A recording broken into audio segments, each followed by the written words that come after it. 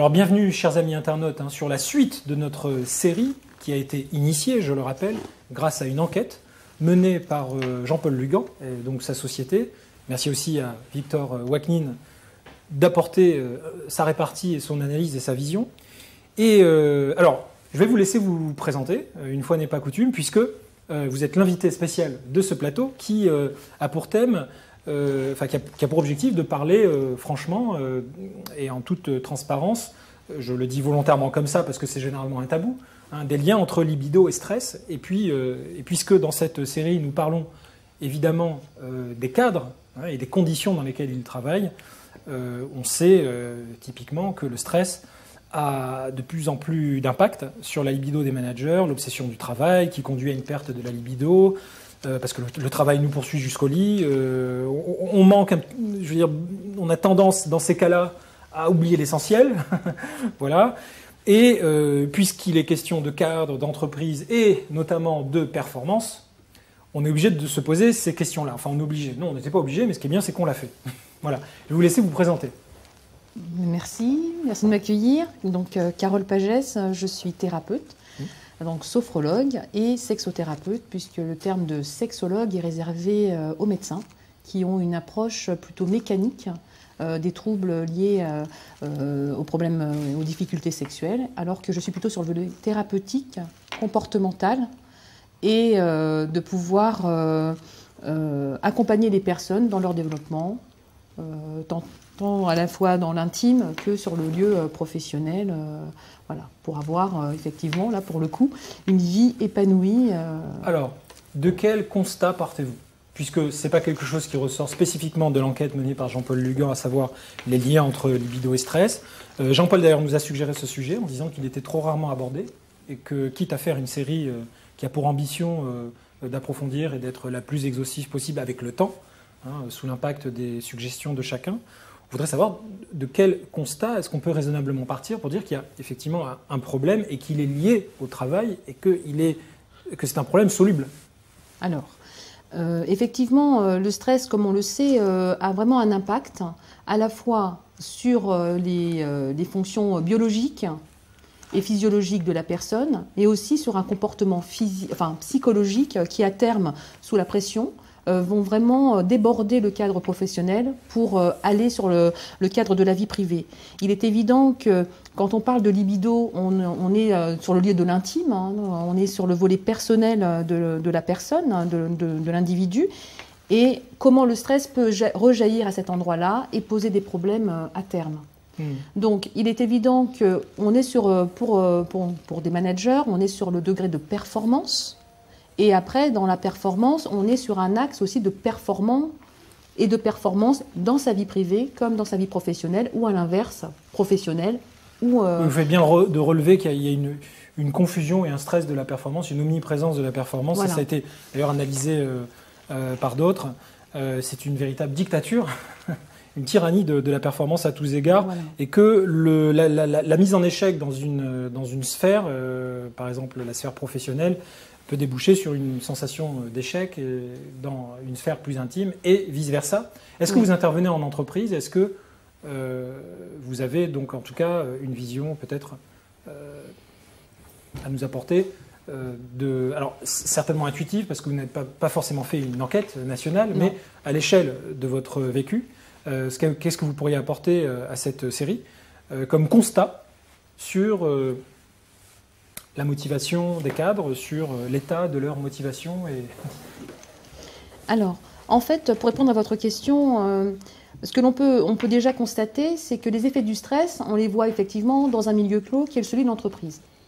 Il est évident qu'un individu, même s'il passe énormément de temps dans son entreprise, à son poste, dans ses fonctions et dans ses missions, il a néanmoins aussi une vie privée qui peut s'enrichir de différentes choses, donc d'activités sportives, d'activités artistiques et autres.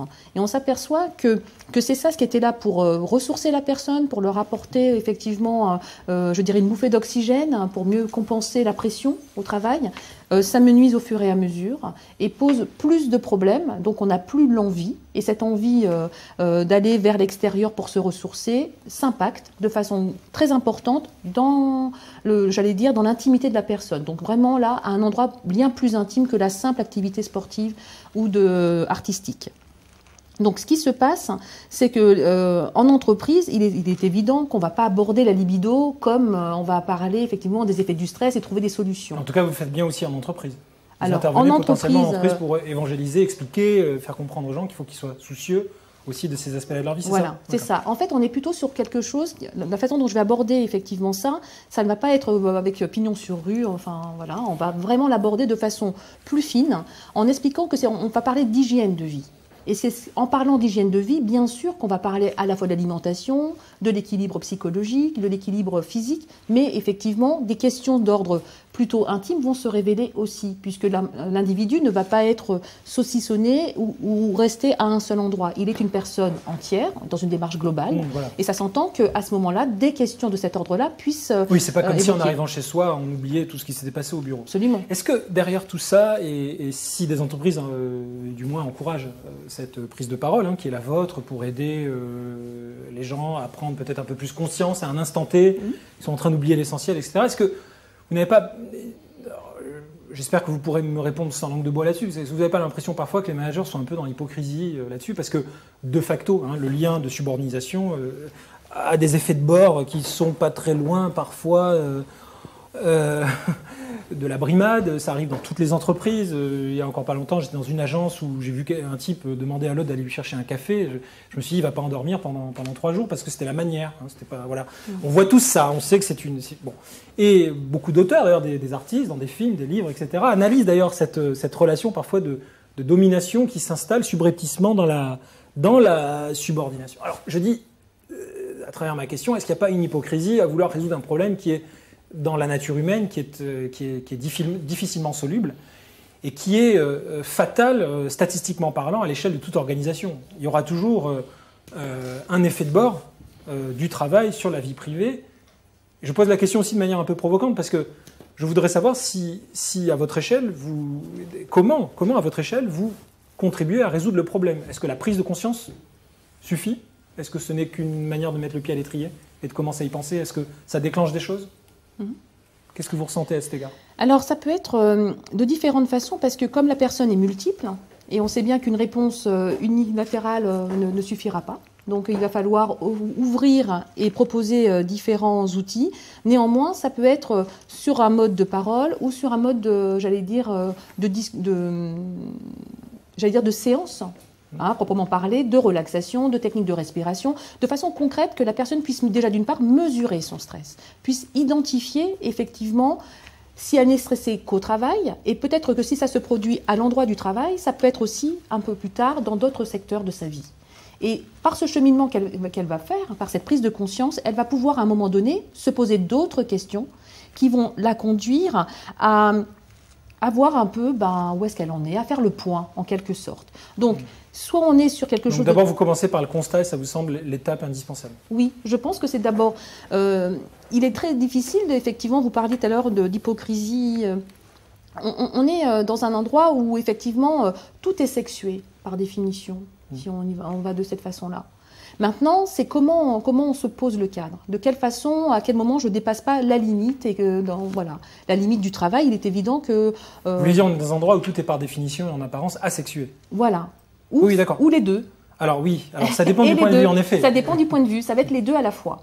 Donc tout va dépendre effectivement dans le monde de l'entreprise, on ne va pas forcément s'exprimer de cette façon-là. Néanmoins, pour reprendre vos termes en question de pouvoir, on va être quand même sur des niveaux un peu tendancieux, limite, mais cela dit, on ne va pas évoquer ça comme ça, on ne va pas parler de libido de façon très En tout cas, on ne fera pas forcément le lien entre ce qui se passe au travail et sa conséquence à la maison, parce que d'abord, j'imagine qu'il y a un phénomène de honte, de tabou, et voilà. Il y a quelque chose d'inavouable dans ces blessures-là. Absolument. L'intérêt, la présence à ce moment-là dans l'entreprise, c'est de pouvoir mettre, en tous les cas, de proposer des outils qui vont permettre à la personne de cheminer à cet endroit-là, qu'elle le souhaite ou pas. Réaction peut-être, est-ce que ça, c'est une piste à suivre pour l'insérer dans une réflexion globale sur le bien-être, sur soi? Est-ce que Est-ce que c'est un point de départ utile dans le contexte des réflexions que vous menez de votre côté chez Je préfère que Jean-Paul intervienne. Alors peut-être Jean-Paul d'abord. Alors moi ce que je veux dire aujourd'hui, alors pourquoi il y a un lien fort entre le stress et la libido? Tout simplement parce qu'on n'est plus aujourd'hui dans l'ici et maintenant. On est au travail avec un impact fort des nouvelles technologies qui fait qu'aujourd'hui, par exemple, on est à la fois occupé et préoccupé. À l'ère agricole, on pouvait être occupé avec son corps, préoccupé avec sa tête. Aujourd'hui, on a du mal à ne pas vouloir faire plusieurs choses à la fois et imaginer tout simplement, au travail, vous pensez à vos préoccupations que vous avez à la maison et quand vous êtes à la maison, vous pensez aux préoccupations que vous avez au travail. Donc il y a une collusion.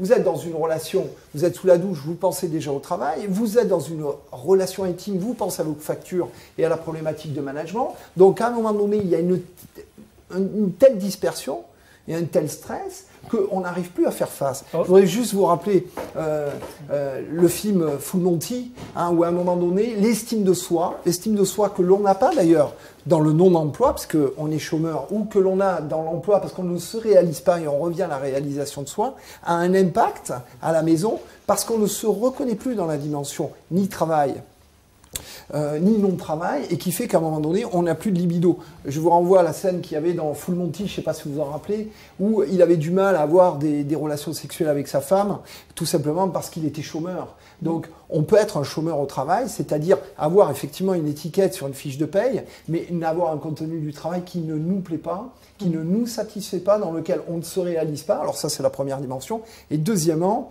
cette collusion constante qu'il y a à tout bout de champ, à vouloir être ici et ailleurs, et à n'être pas vraiment dans le moment qui nous occupe. Victor, est-ce que c'est le signe que dans les organisations, on a tendance à tellement pressurer l'individu qu'on efface les frontières entre le personnel et le travail? Tout à fait, tout à fait. D'ailleurs, tu connais le slogan de la chaîne, c'est travailler mieux pour vivre mieux.